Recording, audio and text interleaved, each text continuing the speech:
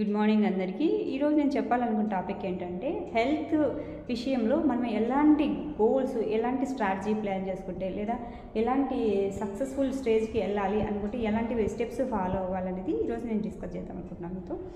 First thing, నేను health goals గురించి మాట్లాడే నా అర్హత ఏంటంటే, నేను ఒక 8 years back GDM patient, gestational diabetes. So ఇక్కడ ఏమైందంటే, నేను ఆ జీడిఎంలో వచ్చిన డయాబెటిక్ వల్ల నేను కంటిన్యూగా ఇన్సులిన్ వేసుకోవాల్సిన కండిషన్ వచ్చింది. ఓకే, కంటిన్యూగా ఒక 2-3 years తర్వాత నాకు ఫెడప్ అయిపోయింది. సో ఇంజెక్షన్ వేసుకోవడము, ఫుడ్ రిస్ట్రిక్షన్స్ వేసుకోవడం అనేది నా వల్ల అవ్వలేదు.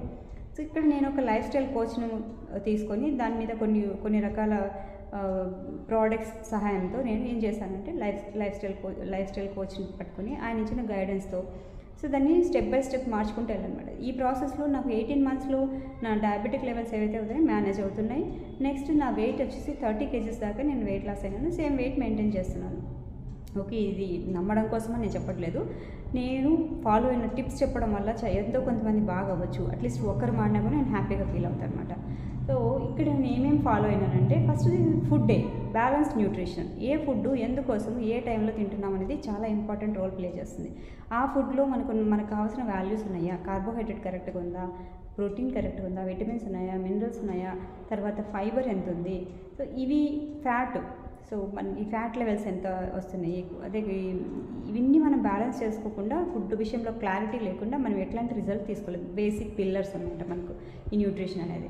సెకండ్ వచ్చి రెగ్యులర్గా ఎక్సర్సైజ్, మినిమం 30 to 45 minutes మన బాడీ కోసం మనం టైం స్పెండ్ చేసుకోవాలి.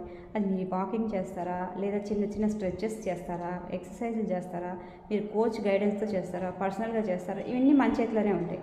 సో ఒక్క 30 to 45 minutes బేసిక్ టైమింగ్ అనమాట. తర్వాత ప్రాపర్ హైడ్రేషన్ తీసుకో.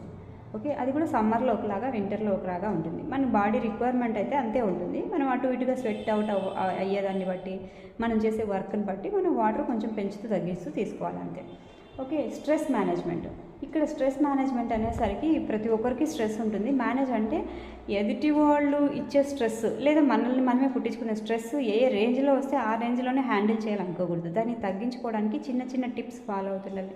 మూడ్ డైవర్షన్ చేసుకోవాలి. ఇలాంటి మేనేజ్మెంట్లో మనం చిన్న చిన్న టిప్స్ నేర్చుకోవడం వల్ల మనం ఈజీగా స్ట్రెస్ మేనేజ్ చేసుకోవచ్చు. అట్లాగే కన్సిస్టెన్సీ. ఈరోజు ఎక్సర్సైజ్ చేస్తా, ఈరోజు బ్యాలెన్స్ న్యూట్రిషన్ తీసుకుంటా, ఈరోజు నేను జిమ్కి వెళ్తా, ఈరోజు నేను కోచింగ్కి వెళ్తా, ఇది కాదు. ఒక్కరోజు ఎలా స్టార్ట్ చేసామో ప్రతిరోజు చీట్ లేకుండా ఎవ్రీడే చేస్తేనే మనకి హెల్త్ వస్తుంది. చీట్ చేయడంలో కూడా మనకి హెల్ప్ అవ్వాలి. మన బాడీకి అది